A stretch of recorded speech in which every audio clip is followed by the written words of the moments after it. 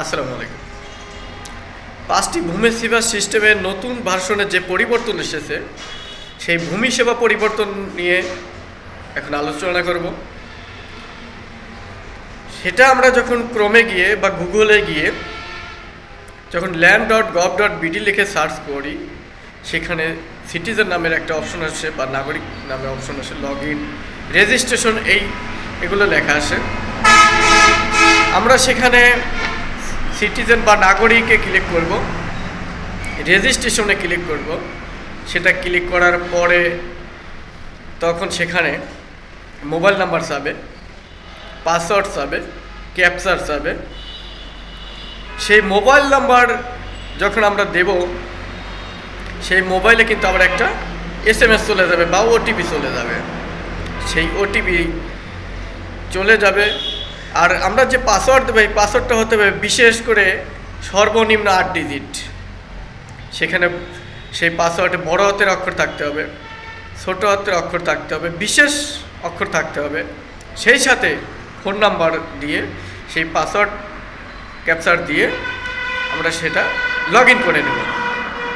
যখন ওই ওটিপি দিয়ে লগ ইন করে নিলাম, ওটিপি দিয়ে যাচাই করে নেওয়ার পর সেটা পরবর্তী ধাপে গিয়ে সেখানে ভোটার আইডি ছবি যাবে। ভোটার আইডির ছবি 300x500 মেগাপিক্সেলের ছবি আপলোড দিতে বলবে।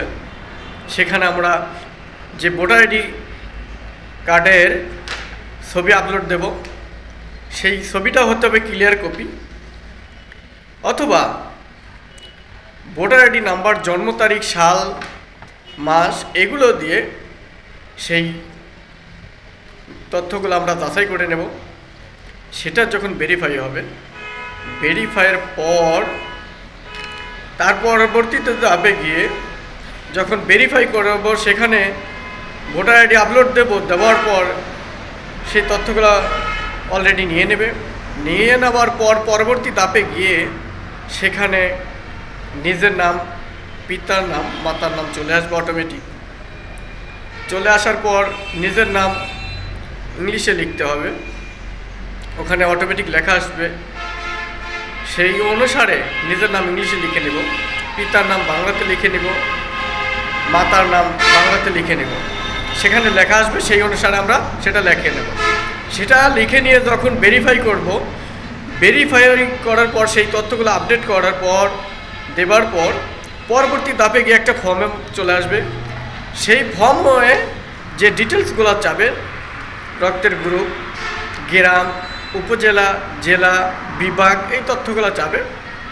সেই ছকটা আমরা স্বয়ংসম্পূর্ণভাবে পূরণ করব। সেই পূরণ করার পর তখন সেইখানে থেকে আমরা নিজের নামে নামজারি আবেদন করতে পারব। তার ফোন নাম্বার বা যার নামে আবেদন হবে তার ফোন নাম্বার দিয়ে রেজিস্ট্রেশন করে নিতে পারেন। তখন সেই লগ ইন অ্যাকাউন্ট থেকে যে রেজিস্ট্রেশন করলেন, সেখান থেকে নামজারি, ই নামজারি অথবা ই পর্চা বা মোজামা এগুলোর আবেদন করতে পারবেন।